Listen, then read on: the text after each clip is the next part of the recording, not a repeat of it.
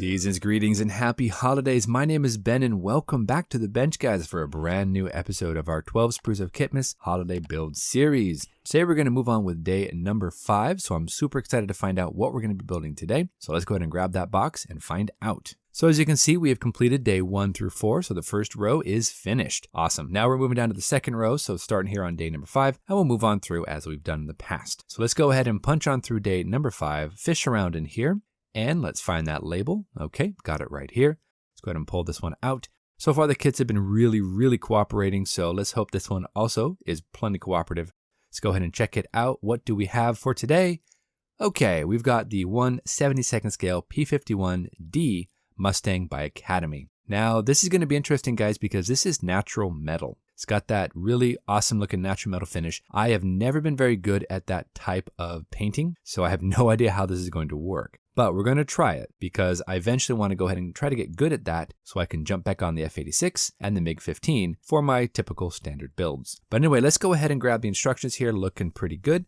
Nothing too crazy looking. Plastic also looks nice and clean. We have recessed panel lines. We have a little bit of strange looking detail there in the cockpit. The instrument panel just does not look right to me. This is a bubble canopy though, so knowing Academy, this is going to be able to be posed open. So I'm hoping the detail is accurate enough. Go ahead and kick that canopy back so you can see the inside. Not a big deal there. If I can't, I can't. But we're going to go ahead and try it to see what we can do. So let's go ahead and jump on in, guys. We have a lot of work to do to start painting off the cockpit areas, getting the wheel wells painted up. Then we'll go ahead and start assembling things, get the cockpit installed into the fuselage, get the fuselage buttoned up, get those wings attached, just see how it works out, and then eventually get that canopy masked off. Let's go ahead and get this party started, guys. We'll see you back here in a second. Let's go ahead and build up a P51.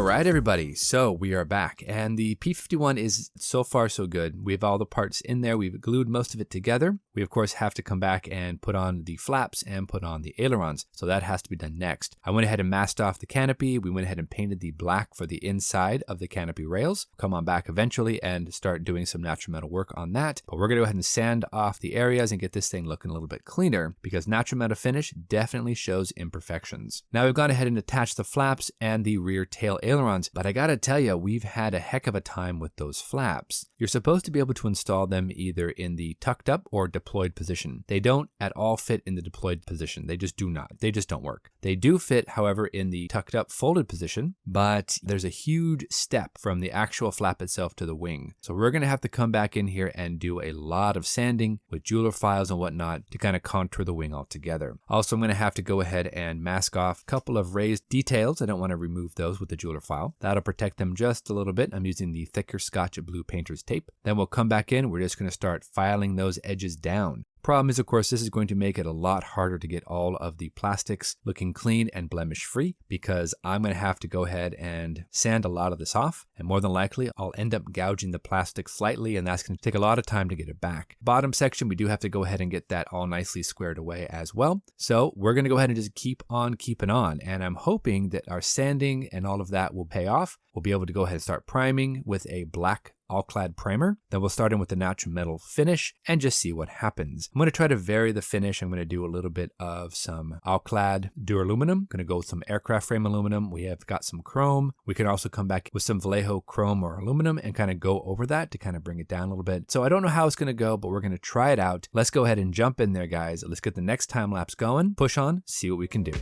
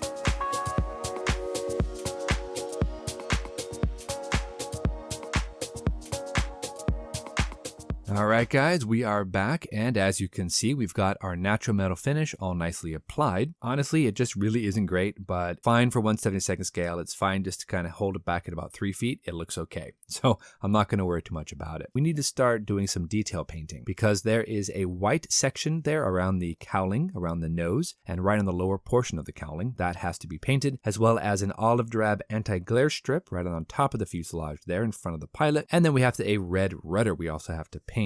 So I'm going to go ahead and come back in. We're going to start doing some masking. Go ahead and prime that up with some white Stanneret primer, and then go ahead and apply those colors. Then after those are dry, we'll come back, we'll hit it with the gloss coat, and be ready for decals. Painting on the white in the front here is going to be really challenging for me because we need to go ahead and make sure that we don't paint the line a little bit too high or a little bit too low, because we've got this red decal that's supposed to go along that area right there on the cowling and then up and over the top of the cowling and around the other side. So that's going to be a little tricky, but I think if we go ahead and just take our time, we should be able to get it done. So let's go ahead and just mask off the parts, start getting the priming going, and then we'll paint everything up and see how it comes out. Let's keep it going, guys. We're getting there.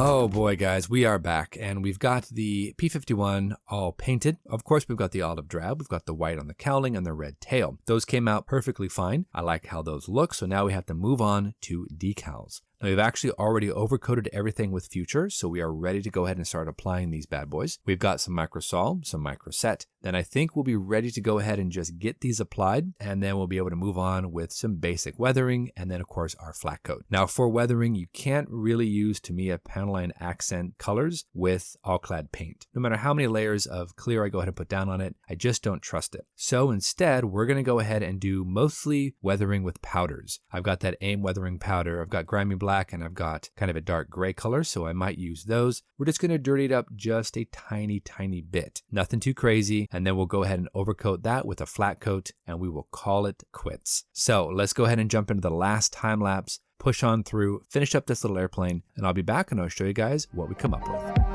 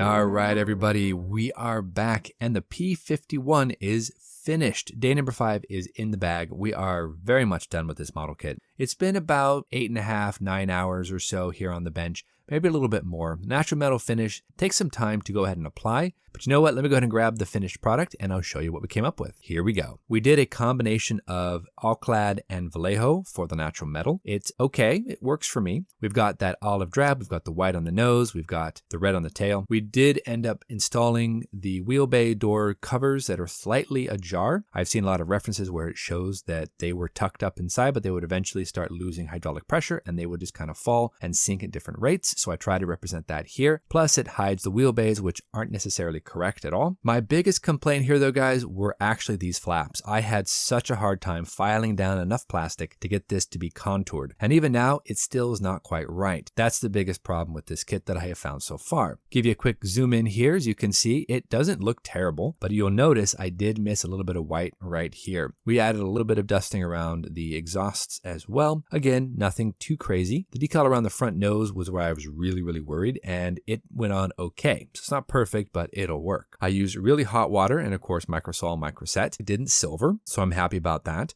Again, as I mentioned, I tacked the wheel bay door covers closed, but I lowered them just slightly at different rates because again, they usually would lower themselves when they were sitting on the flight line. We've got the longer drop tanks here on the wings, and those turned out okay. Not exactly correct, but they're good enough for what we're doing here. And we went ahead and painted up the rear scoop right here black so that it would look like there's actually some depth to it, which there isn't. Other than that though, it's an okay model. I wouldn't necessarily recommend it if you're going for something a little bit more detailed. Maybe check out some of the other brands, but this isn't too bad. And for the price I paid, I can't really complain. Anyway, guys, we are finished up with this model. We're gonna move on to day number 6. Hopefully day number 6 is a lot easier than this one. You never know, but we'll go ahead and see you back here on the next episode of Ben Builds and the 12 Sprues of Kit-mas. So until then, you know the drill. Go out there, get yourself some bench time, have some fun, build something cool. Hope you guys are having a wonderful and fantastic holiday season. We might take a little bit of a break this week, so we might not get a video up on Wednesday. I might need to go ahead and collect myself and push on more kits, but we're going to go ahead and just keep those builds rolling.